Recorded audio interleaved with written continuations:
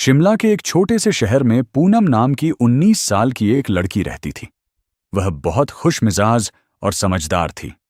उसके परिवार में थे राजेश, उसके सख्त लेकिन प्यार करने वाले पिता मीरा, उसकी चिंता करने वाली मां रिया, उसकी 12 साल की छोटी बहन दादी सावित्री, उसकी दादी, जिन्हें आत्माओं और पुराने श्रापों पर पूरा विश्वास था। पूनम के सबसे करीबी दोस्त थे श्लोक, उसका सबसे अच्छा दोस्त जो हमेशा उसके साथ खड़ा रहता था। अनन्या, उसकी बहादुर सहेली कबीर, उसका दोस्त जो भूत प्रेत पर बिल्कुल विश्वास नहीं करता था। सब कुछ सामान्य था जब तक वो सपने शुरू नहीं हुए। एक बरसाती रात पूनम ने सपना देखा।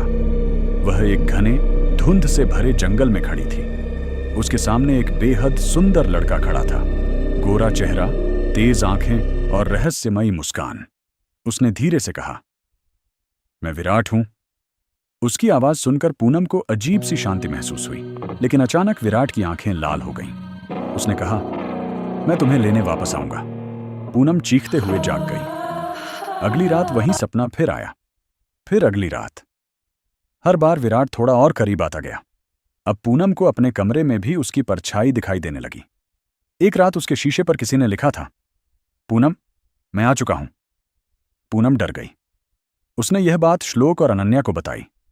कबीर हंस पड़ा, यह सब तुम्हारा वहम है। लेकिन उसी रात कबीर ने भी एक डरावनी परछाई देखी। अब सब डर चुके थे।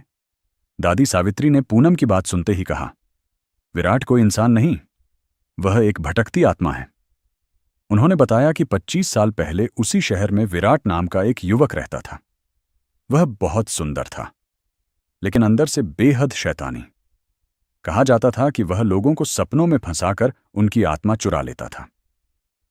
एक रात गांव वालों ने उसे मार दिया, लेकिन उसकी आत्मा कभी नहीं मरी।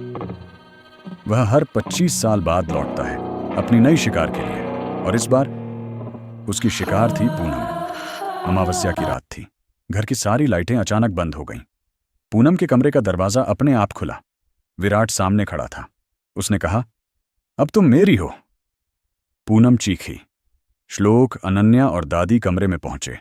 दादी ने मंत्र पढ़ना शुरू किया। विराट जोर जोर से हंसने लगा। कमरा कांपने लगा। तभी श्लोक ने हिम्मत करके विराट के सामने पवित्र ताबीज फेंका। एक भयानक चीख गूंजी और विराट धुएं में बदल गया। सब कुछ शांत हो गया। कुछ दिनों बाद सब सामान्य हो गया।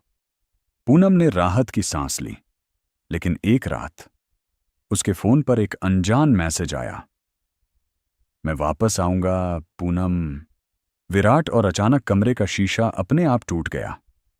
समाप्त, या शायद नहीं।